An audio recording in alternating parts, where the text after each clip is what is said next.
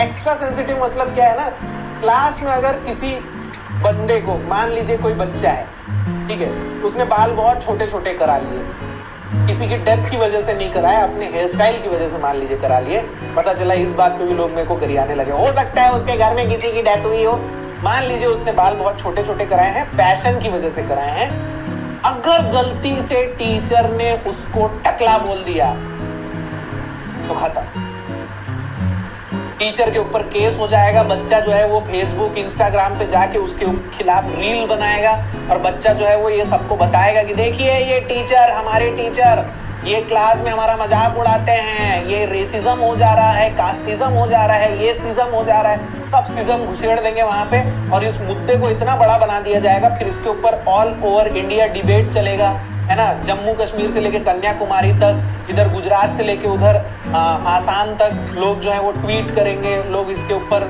अपने अपने विचार प्रकट करेंगे कि हाँ ये देखिए ये बच्चे को ये हरास किया जा रहा है, बच्चे को डिमोटिवेट कर दिया जा रहा है, बच्चा has been mentally scarred for life, पूरी जिंदगी भर उसको ये गम रहेगा, फिर उसको डिप्रेशन में चला जाएगा, फिर वो कल को जाके सुसाइड भी कर सकता है, फिर हो सकता है इसका असर उसके बच्चों पे पड़े, डीएनए उसका चेंज हो गया होगा तो मेंटल ये हो गया होगा, वो हो गया। अरे भाई साहब, मतलब इतनी बड़ी चीज की टीचर ने बच्चे क्लास में टकला बोल दिया। हमारे टाइम पे भाई लोग क्या क्या नहीं बोल देते थे, टीचर लोग जो है वो इस टाइप से खिल्ली उड़ा देते थे, अलग ही लेवल पे चलता था। लेकिन आज की डेट में यही हो गया है, किसी थोड़ा सा कुछ बोल दो और बस उस चीज को पकड़ के इतना बड़ा मुद्दा बना दिया जाता है ना। तो ये एक्स्ट्रा सेंसिटिवनेस जो आ गई है ना, ये मतलब हमारे देश में ये चीज थी नहीं। हमारे देश में अगर कोई अंधा होता था ना तो उसको प्यार से सूरदास बोलते थे। सूरदास के बारे में पता है ना, बहुत बड़े महान कवि थे जो अंधे थे, नहीं देख सकते थे। तो ऐसा होता था कि कोई भी अंधा होता था या कम दिखता था या कभी गलती से उसने कुछ गलत देख लिया तो उसको सूरदास की उपाधि दे दी जाती थी।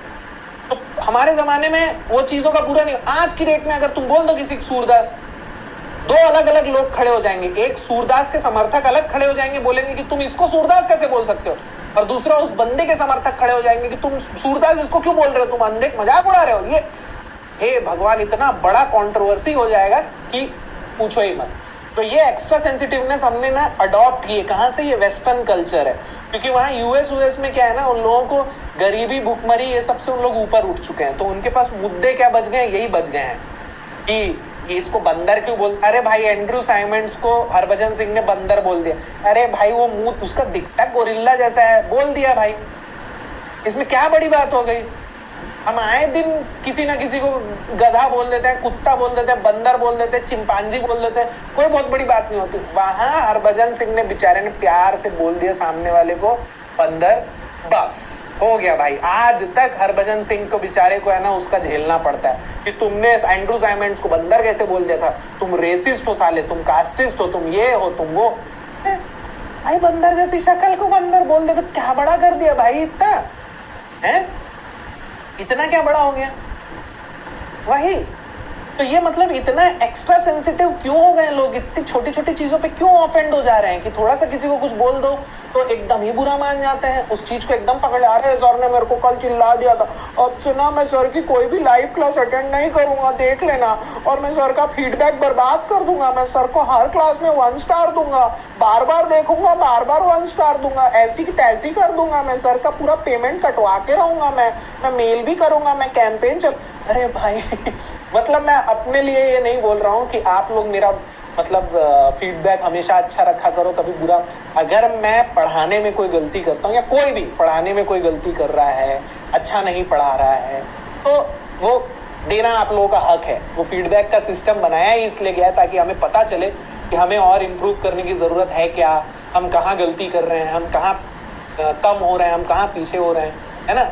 लेकिन इसका मतलब ये नहीं है कि आप ये सेंसिटिव बन के मतलब इन चीजों के ऊपर किसी को जज करो, ठीक है।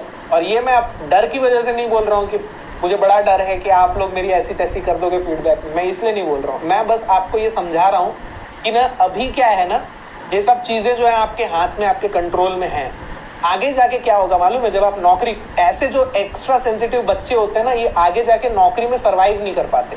क्योंकि नौकरी में क्या होता है पता है, आपको अलग अलग टाइप के बॉसेस से पाला पड़ेगा आपका।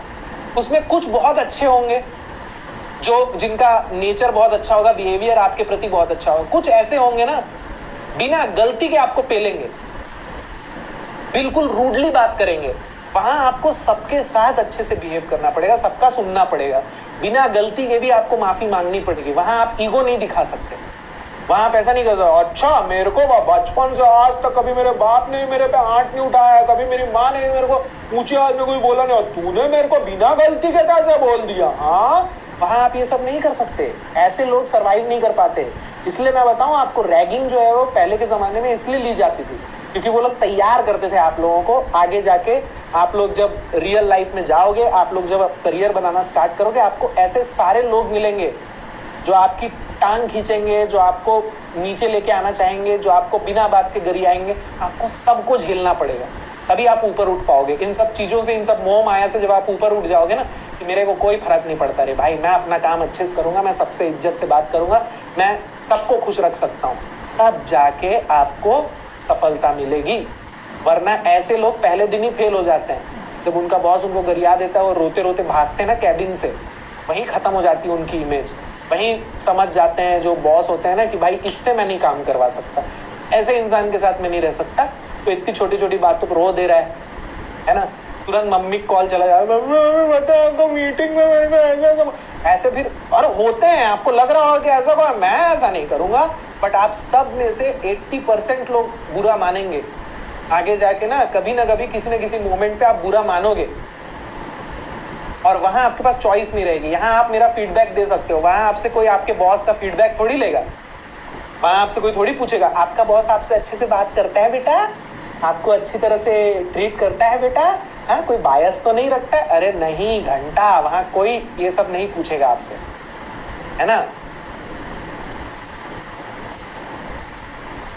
यस, हॉस्टल वाले जो हैं, जिनकी जबरदस्त रगड़ के रैगिंग ली गई है, और जो मतलब कॉलेज में भी रैगिंग का शिकार हुए हैं, उन लोग, वो सब इन सब चीजों से ऊपर उठ जाएंगे, उन सबको कोई फर्क नहीं पड़ेगा, मारो भाई।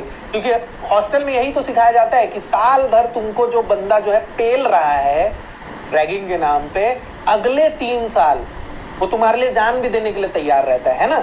मतलब आपने देखा होगा अक्सर ऐसे सीनियर जो सबसे ज्यादा रैगिंग लेते हैं ना, बाद में 3 साल वही सबसे ज्यादा हेल्प भी करते हैं, है ना। 3 साल नहीं, मतलब वो तो पास आउट हो जाएंगे, 1-2 साल वही सबसे ज्यादा हेल्प भी करते हैं। और जिसकी सबसे ज्यादा रैगिंग ली जाती है ना, फिर वही बाद में सबसे ज्यादा अय्याशी भी करते हैं।